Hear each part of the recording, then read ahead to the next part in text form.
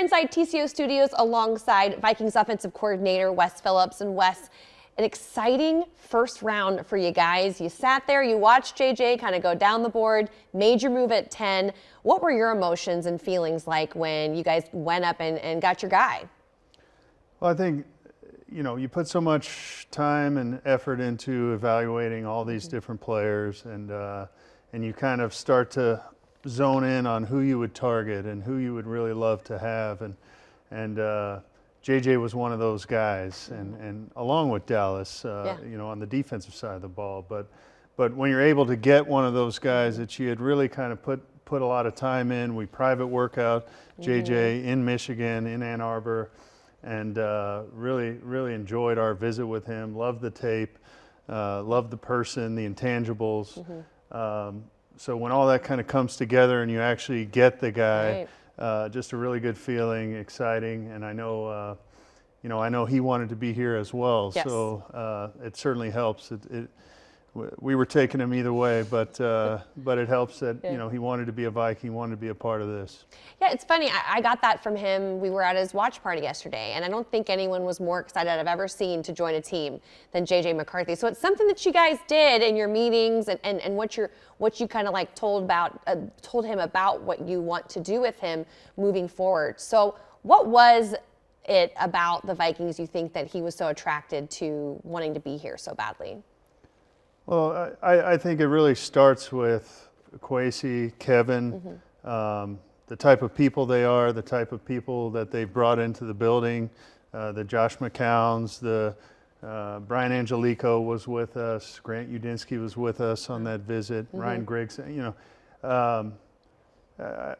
I also do think that quarterbacks particularly, they like that Kevin played quarterback in the NFL, sees things. We try to put in an offense where we see it through the quarterback's lens first and foremost. It's protection and quarterbacks, and try to give those guys answers. And I think that comes through if we get a chance to spend some time with those guys. When you guys were in Ann Arbor visiting with J.J., what is something that maybe fans couldn't read in an article or hear a million experts exhaust the conversation about all of his intangibles and his abilities, his tape? What's something that you noticed in Ann Arbor that really made you believe in him? What I actually liked is when you're walking through the facility, we went, they were good enough to let us use one of the meeting rooms and all that. And when you're walking through the facility and people are seeing him just from people who work in the building, other teammates, guys that are still playing there, their reactions to him. We went to lunch with him. He picked a spot, a deli there in Ann Arbor. So you judged him on his food choices too then, right? Yeah, I'm not a big sandwich guy, so. It's funny, he ate 6 hot dogs before the draft night. So he's not a big sandwich guy either, because I don't think hot dog's a sandwich. No, I would not consider that. I would not consider that. But I mean, but when you were there, his interaction, of course, everyone there was like, wow, JJ's here. I mean, very gracious. He's got charisma. He's got some charm to him and some enthusiasm for football in general. You're in the meeting room, you're talking about plays. We watched some of his tape. We installed some of our plays, his retention on those types of things, going out to the field, taking coaching from one rep to the next. All those things just pointed to a really positive growth potential for him. It's a very interactive job interview when you guys go on these visits with quarterbacks, because as you mentioned, you are teaching them, watching them install it in action, and they're under the gun, they're under the pressure of all of the NFL coaches from this particular staff are watching him do that. How well did he perform in that environment? He was great. I mean, and like you said, I mean, you're talking about it's not a comfortable position for every person to be there with the general manager, the assistant general manager, the head coach, the coordinator, the other position coaches. I mean, there were 7 of us there in a room with him. Right. And he's just very comfortable in a football environment, and really socially, I think he's got emotional intelligence, which I think is really important, particularly at the quarterback position.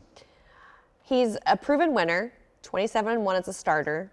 How do you take someone who's been a winner at both the high school and collegiate levels and turn them into a winner as a pro? Well, hopefully we can help him with coaching and scheme, but you're generally not going to win all your games at this level. So I think he's got the right stuff about him. There will be adversity.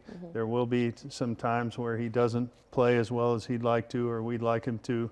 But I think he's got all the kind of that it factor for a guy to be able to just kind of shrug it off and go on to the next play or the next game. Because certainly he's going to face some adversity. You're not going to win them all. But the competitiveness, just having that background of being a winner, expecting to win, is something we really liked. We've talked a lot about his attitude, his maturity, his emotional intelligence. What about his physical skill set and the way he plays that game are you most excited about coaching? Well, I think, when you're talking about quarterbacks and you're really saying what are the factors, decision-making, timing, accuracy, he checks all those boxes. So he's not a guy that turns the ball over. He's accurate with the football. He can escape the pocket. He throws really well on the run, making plays off schedule when he needs to. He can make plays with his legs a lot faster. I don't think he ever did run a 40, but he can run. Yeah. He can run. He can do some things. He can steal you some first downs with his legs. There's really a lot to like. He can make all the throws. Really, some of these college guys have a harder time.